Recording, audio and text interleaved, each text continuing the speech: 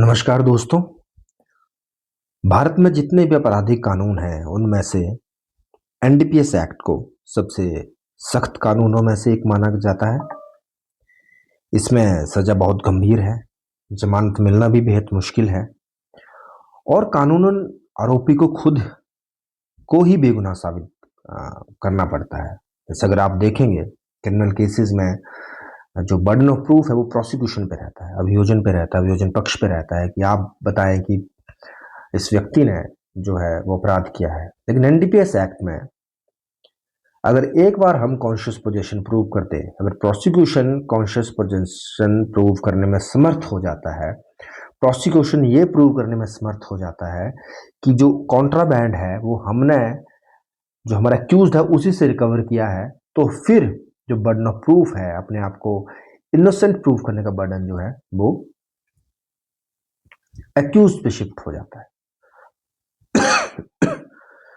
अब जब ये कानून इतना सख्त है तो इसलिए माननीय सुप्रीम कोर्ट ने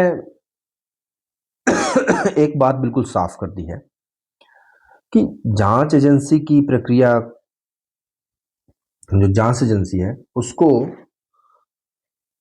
इन्वेस्टिगेटिंग एजेंसी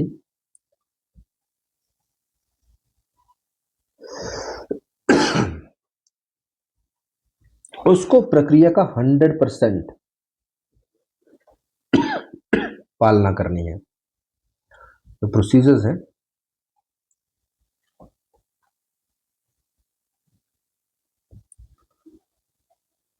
वो 100% ही पालना की जाएगी। प्रोसीजर्स की, प्रोसीजर में कोई लैप्स नहीं होना चाहिए और अगर जांच या कागजी कार्यवाही में कोई छोटी सी भी चूक हुई तो पूरा का पूरा केस कोर्ट में ताश के पत्तों की तरह ढह सकता है। Like a house of cards, थोड़ा सा भी अगर प्रोसीजर लैप्सेस आता है आपके पास तो पूरा पूरा पूरा का पूरा केस जो है दैट इज सैबोटाज्ड, पूरा का पूरा केस जो है खत्म हो जाएगा भाई। तो आज जो हम है एक बहुत इंपॉर्टेंट प्रोसीजर की बात करेंगे, दैट इज सेक्शन 41, धारा 41 एनडीपीएस एक्ट की। ये धारा ये तय करती है कि नशीले पदार्थों के मामले में वारंट जारी करने की, किसी जगह की तलाशी लेने की या गिरफ्तारी की पावर किसके पास है। और अगर आप एक लॉ स्टूडेंट हैं, वकील हैं या पुलिस ऑफिसर हैं तो ये सेक्शन आपके लिए जानना बेहद जरूरी है। तो चलिए शुरू करते हैं।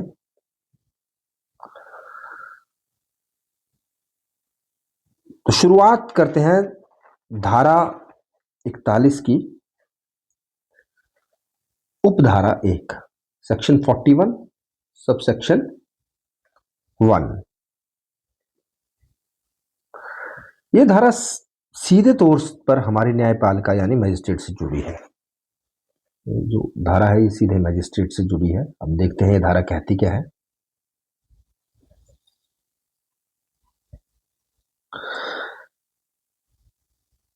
ये धारा ये कहती है कि कुछ खास मजिस्ट्रेट, जैसे metropolitan magistrate,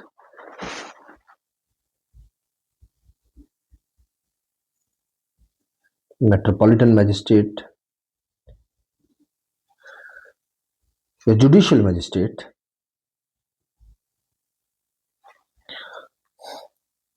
first class,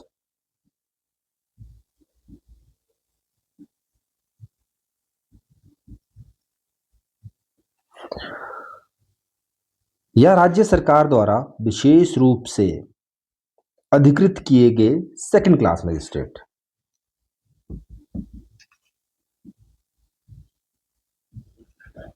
second class magistrate कौन से आएंगे यहां पे? जिनको स्टेट गवर्नमेंट ने स्पेशली इंपावर्ड किया है। इनके पास एक पावर रहती है, वो पावर है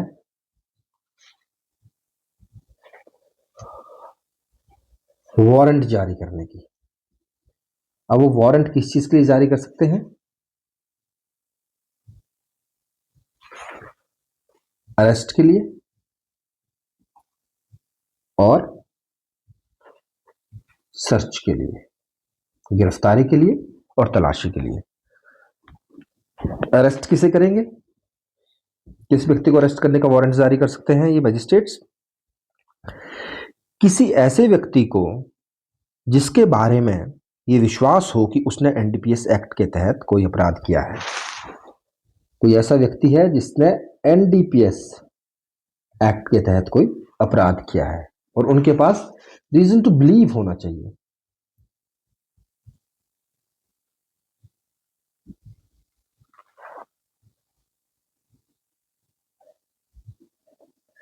अब दूसरा बात करें हम, तो दूसरा किस चीज के लिए वो वारंट इशू कर सकते हैं, वो है सर्च। वो एक सर्च वारंट दे सकते हैं। किस चीज का सर्च वारंट दे सकते हैं? किसी प्राइवेट स्पेस, प्राइवेट प्लेस, जैसे कोई बिल्डिंग,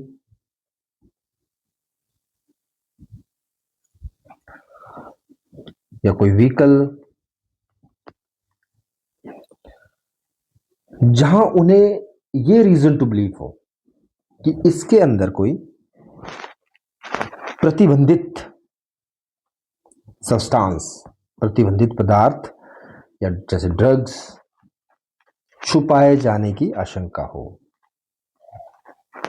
किसने ड्रग्स को कंसील किया हो, कहां पे, किसी प्राइवेट प्लेस में, किसी बिल्डिंग में या किसी व्हीकल में, तो अब मैजिस्ट्रेट्स उसे उस व्हीकल को सर्च करने का या उस बिल्डिंग को सर्च करने का मैजिस्ट्रेट उसे वारंट दे सकते हैं।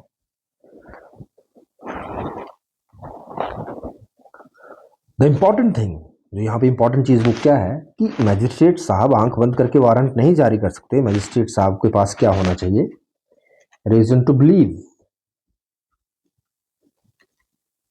अब रीजन टू बिलीव कैसे आता है? जैसे मान लीजिए कोई पुलिस ऑफिसर है जो किसी घर की तलाशी लेना चाहता है, तो पुलिस ऑफिसर मैजिस्ट्रेट को बताएगा कि उसे एक सोर्स रिपोर्ट मिली है जिसमें कि फलानी फलानी जगह पे या फलाने फलानी व्यक्ति के पास ड्रग्स मिल सकता है। तो ये जो पुलिस ऑफिसर की सोर्स रिपोर्ट है, ये क्या बन जाती है, ये बन जाती है reason to believe for the magistrate.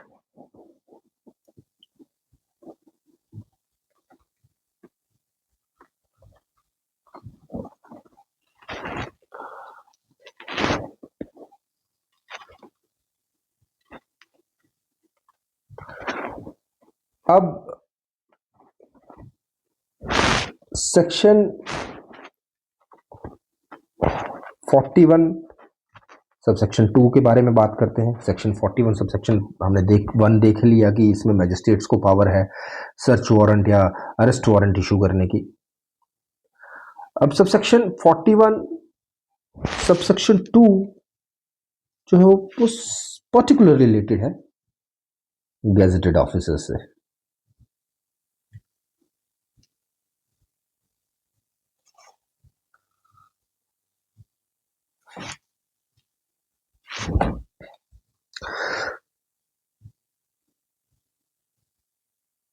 ये सेक्शन जो है वो एक पुलिस ऑफिसर के लिए बहुत अगर हम देखें फील्ड ऑपरेशंस के लिए, जब संसद में कानून पारित हुआ तो देखा कि जो एनडीपीएस एक्ट के केसेस हैं, जो भी ड्रग्स की तस्करी है, वो बड़ी जल्दी जल्दी होती है और मैजिस्ट्रेट से वारंट लेने में टाइम वेस्ट होता है।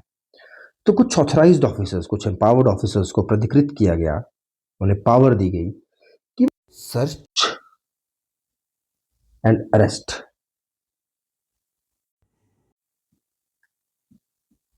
ऑथराइजेशन दे सकते हैं।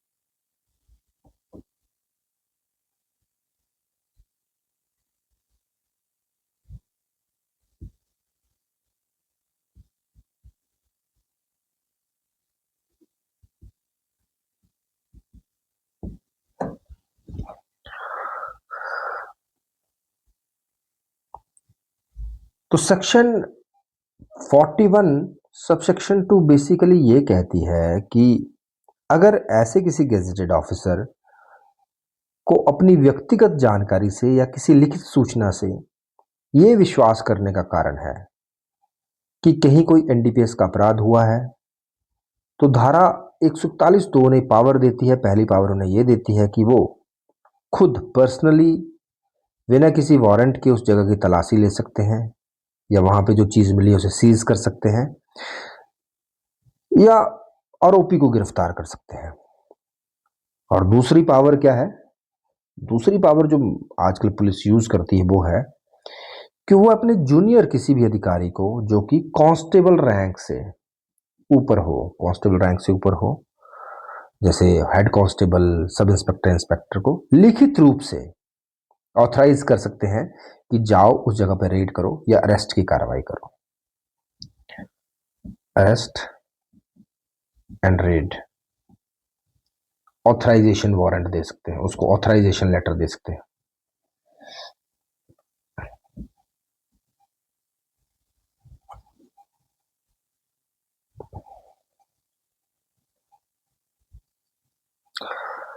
अब एक चीज देखिए आप, सेक्शन 41 और सेक्शन 42। देखिए सेक्शन 41 में जो है पावर है, जो एनडीपीएस एक्ट की पावर है, वो है power magistrate and gazetted officers. यहां पे सेक्शन 42 में पावर है एम्पावर्ड ऑफिसर्स, जो कि स्टेट गवर्नमेंट या central government by notification empower करती है। मतलब यहां अगर आप देखें तो सब इंस्पेक्टर, इंस्पेक्टर रैंक के जो गेजेटेड ऑफिसर्स नहीं है उनको भी पावर है सर्च, सीजर और एंट्री की। बट हाँ, यहां पे देखिए आप सेक्शन 41 में कोई डे एंड नाइट का बाहर नहीं है। ये कभी ऑथराइजेशन लेके कभी भी किसी भी टाइम पे सर्च की जा सकती है, रेड की जा सकती है, या गेजेटेड ऑफिसर खुद सर्च कर सकता है, या गेजेटेड ऑफिसर या मजिस्ट्रेट किसी को ऑथराइज कर सकता है। बट सेक्शन 42 में क्या है कि अगर डे टाइम में, यानी सनराइज टू सनसेट के बीच अगर आपने रेड करनी है तो आपको कोई इशू नहीं है। आप नॉर्मल जैसे रेड है, आप बस वहां जाके रेड करें, कि आप बस रीजन लिखें आपकी, आप जो है सर्च वारंट या ऑथराइजेशन इसलिए नहीं ले जा नहीं वो कर सके, प्रोक्योर कर सके, क्यों नहीं ले सके, क्योंकि आपको आशंका थी कि जो आपको इन्फॉर्मेशन मिली उसमें आपको ये आशंका थी कि अगर हाँ सर्च वारंट या ऑथराइजेशन लेटर लेने में जो है तब तक वो ड्रग्स को डिस्पोज ऑफ कर देगा। हाँ, पर नाइट टाइम में क्या है कि आपने रात को अगर रेड करनी है तो नाइट टाइम में आपको ये रीजन टू बिलीव जो है कि रात को आपने रीजन टू बिलीव कि रात को ही क्यों आपको रेड करने की जरूरत पड़ी, वो रिकॉर्ड करना है सेक्शन 42 में। और सेक्शन 42 सब सेक्शन 2 के अंदर वो विद इन 72 आवर्स अपने सीनियर्स को भेजना है कि हमने ऐसे ऐसे रेड किया है। जबकि सेक्शन 41 में इस तरह का कोई रिक्वायरमेंट नहीं है।